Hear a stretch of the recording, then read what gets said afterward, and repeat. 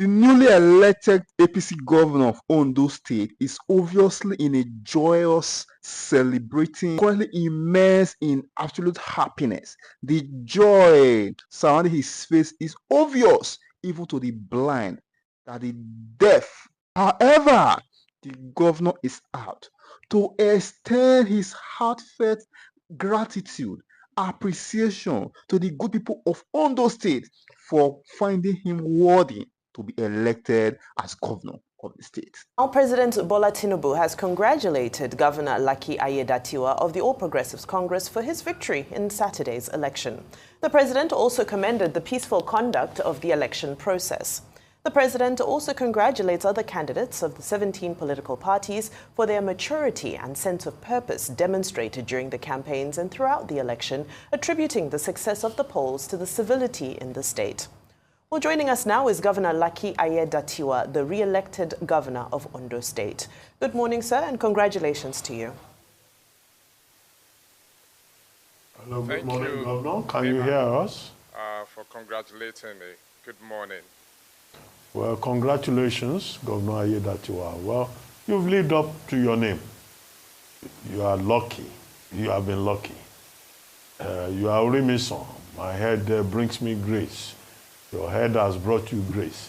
Aiyedatiwa, the world is now at your feet to serve the people of Ondo State, in spite of whatever vicissitudes you may have gone through. Now, in your acceptance speech, you talked about gratitude and humility.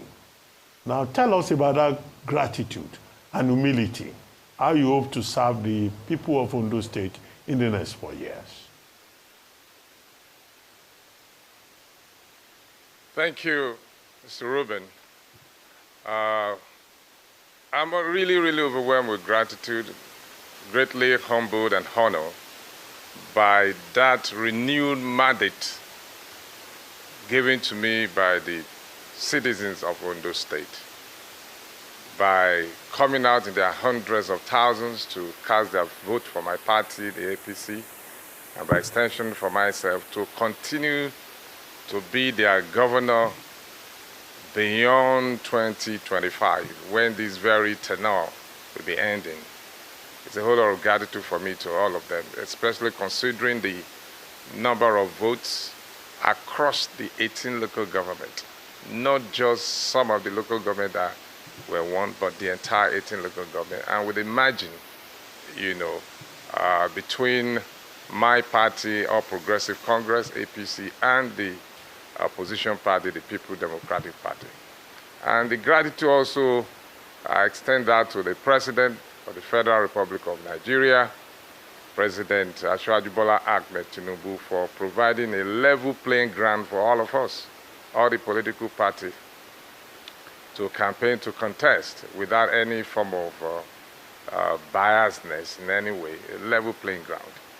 So, and to my party, the All Progressive Congress, the leadership of the party, under the leadership of His Excellency Dr. Umar Abdullahi Ganduje, and members of the National Working Committee for all the support, the engineering, the political party as a platform upon which I ran for governorship. And also my brother governors, all of them, for rallying around me, giving me support, especially the Chairman Nigeria Governors Forum, the Chairman Progressive Governors Forum, who is also the Chairman of the Subcommittee for Election Management and Strategy, and my own Southwest Governors Forum, who is the Chairman of the Governorship Campaign, His Excellency Governor Babajide Sanwo-Olu of Lagos State, all of them for their support. My gratitude knows no bounds, even I would like to also commend the umpire himself, INEC, for conducting a free, fair, credible, and conclusive election. Because election can be conducted and can be inconclusive. But this time we had a free, fair, credible, and conclusive election. Yes, and also for the security agents for protection of everybody, without any form of partiality. They were deployed everywhere, and the election itself was so peaceful election in Ondo State has been very, very peaceful in the last 4 elections that we'll be having. You know, it's been very, very peaceful.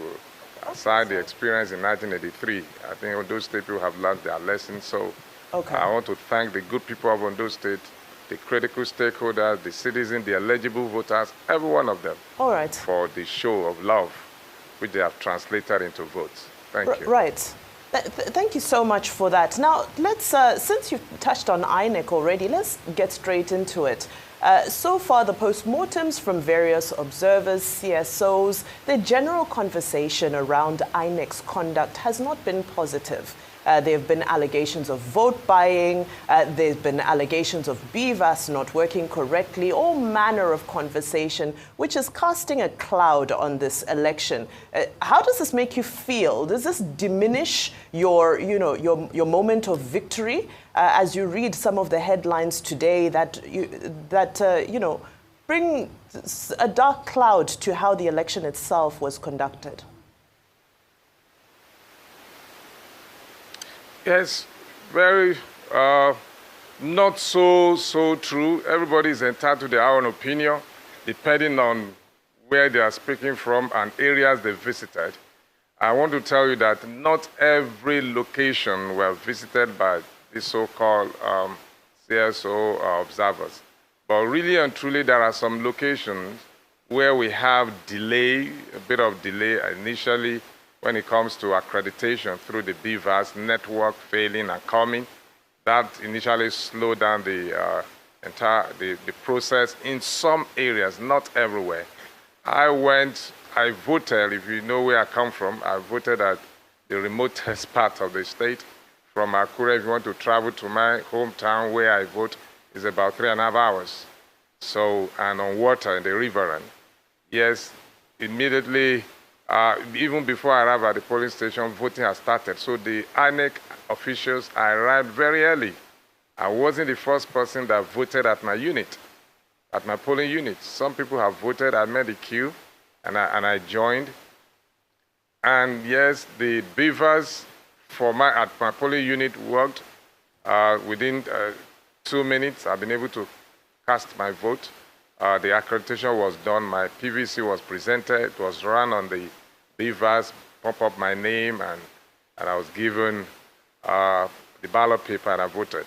In some other unit within my ward, they complain of a network slowing down but coming and going. But eventually, people were able to vote. And but in some areas, they made such complaint as well. The beaver was slow, but along the line, it picked up. That is why you can get that number of votes. If you look at the total number of those who voted in the election, the number is huge. It's like every other election, and even we have a higher figure in this very election than some of the elections that will be conducted in the previous elections. So even though the beavers was failing at a point, but it picked up, and people were able to vote. That is why we could record the numbers. Okay. Congratulations again, Mr. Governor. You are indeed a very lucky man. But I'd like to disagree with you, Mr. Governor, this morning by saying a lot of people didn't come out to vote. 1.7 million people had their PVCs. You had over 300,000 votes. The other person had over 100,000 votes. There were less than 1 million people that came to vote when you had 1.7 million people with their PVCs. So a lot of people didn't come out to vote. Is that an indication that people are disgruntled with elections generally in Nigeria? That's number one. Number two, during the debates, you had a back and forth as regards security votes. But a question that was never asked was, how much do you collect in security votes? I would like to know how much monthly, or if the numbers vary, how much in the last 1 or 2 months have you collected in security votes in the state? So we have accountability on the numbers. 2 questions, sir.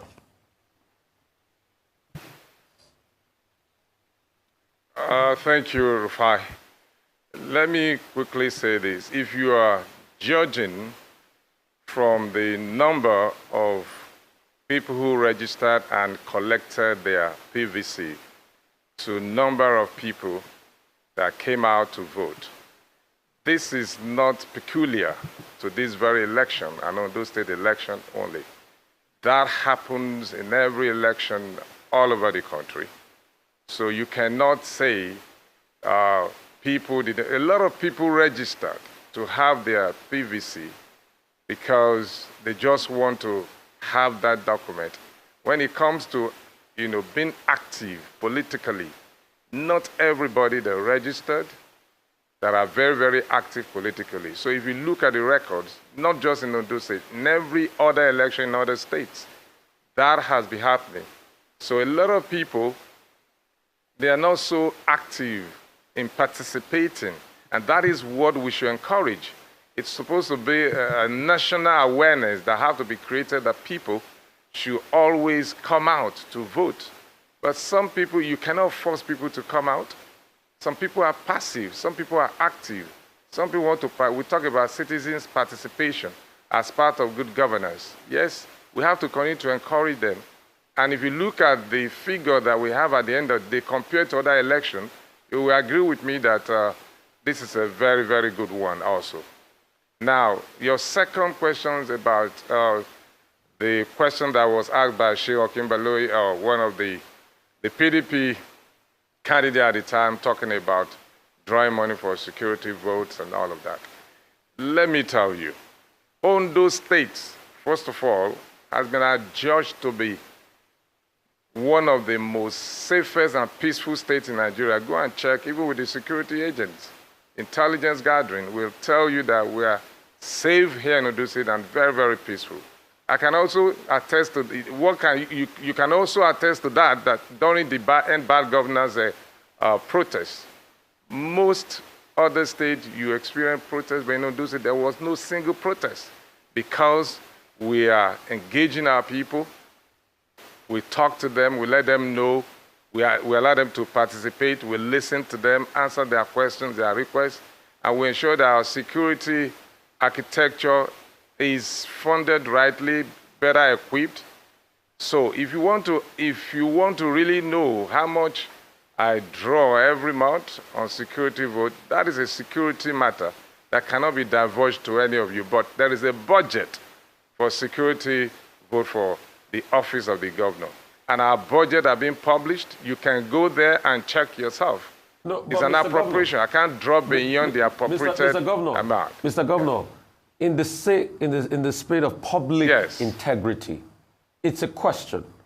You should be able to tell me this is XYZ that has been appropriated, based on the security votes. There's no big deal about it. I don't need to go and check. If I wanted to go check the budget, I will not come to ask you. I have you in my front, so I'm asking you, how much are you drawing from security votes? You can check, Rufai, go and check. This is a security matter. Just give us a range. Give us a range. If you I'm not ranging. Okay, Governor, it's clear. Security matters are supposed to be secret, and you are keeping security matters secret. Exactly. As an official of the Nigerian state. So Nigerians don't need to know what comes into security votes, whether it's 1 naira or it's 1 billion, whatever. Anyway, it's an issue. Thank you, Mr. Abati. That can be dealt with at some other levels. But let me ask you, how much of a factor was the Akeredolu factor in this election? Because one of the factors that people were coming up with was that, Akeredolu, your boss from Ondo North, who passed, it will probably be a factor. You are from Ondo South. And that leads me to the next question. Agbola is also from Ondo South. Now you are in Ondo South. Yesterday, on another program on this station, I was having a conversation with GT Ogunye, who is from Ondo State. And he was saying that you now coming from Ondo South, you owe the people of Ondo South special obligation to do things for them. So the Akeredolu factor, and you coming from Ondo South, are we going to see you going to establish a university in your constituency also to show that the people of Ondo South now have their son in the saddle? Thank you, Mr. Bati. Let me first of all talk about my late principals, may he so rest in peace, factor in this election. I'm proud to say that I'm actually the face of Aketi. Forget about all the narratives that people are pushing about the Aketi people are not happy, they are not supporting. I begin to ask them, who are the Aketi people? Are you talking about the immediate family or his political associate? When it comes to politics, when you talk about a family, political family, they are the people that are standing by you, that are working with you. I and Akedi have come a long way since 2012 when he was chosen, well, when he was given the ticket at the time by ACN. Although we lost the election and we stick together as progressive. I will come along in 2016 before he won the election. We all worked together, and Agbola Ajayi was picked at that time from PDP as his running mate. And when he fell out with the principal, and 2020 I was chosen as the deputy. Now we've worked together as a loyal deputy, and everybody in Ondo State knows that. And he even, on the day of our inauguration, I don't know if you have seen that video clip, where openly he commended me. He first of all interpreted my names, what it means, and how names can really affect the destiny of a person. And then talk about my loyalty, commitment, worthiness of this position that he gave to me at the time. And he went further to also say that he has maximum 4 years. Maybe I can continue from there. You know, he cannot just say too categorically that this is my beloved successor. Please, you know, support him when the time comes. But he said it in another way, that he will come down for me to go, he must come down for me to go. Those are his words. You can play that back. It's everyone on the social media, especially during the impeachment plot. It came out from the archive, and everybody began to wonder, you know, towards the end of his journey before he passed. So we've come a long way. That has always been his wish, for me to succeed him, and those who really understand the dynamics, they knew. But because of interest of some other political gladiators, they will have to push other narratives to either deprofile or demarket me and create some kind of blackmail and slandering, insinuations and assumptions, because, you know, politics is about something I call competition or interest that are different. Everybody wants to, you know, sit on this seat as well. So that's it. So the Aketi factor, I am an Aketi, a face of Aketi, a successor, which he actually desired from day one. And that was why I said that how I wish, you know, is alive to sit behind, you know, among his other governors, colleagues that were in that banquet hall yesterday, you know, when I was declared the winner. That would have been really, really great. But God knows better, you know, that is the way he wants it to be. But for that, and our people also know this, you know, that I have my disposition towards the Aketi group, which I am leading right now alongside with the party chairman. We all belong to the same Aketi group. Now, for the Southern Senatorial District where I come from, already we have a university in the Southern Senatorial District, Oktukpa, very close to my own local government, in between Oktukpa and Igbokoda, Ilaje local government.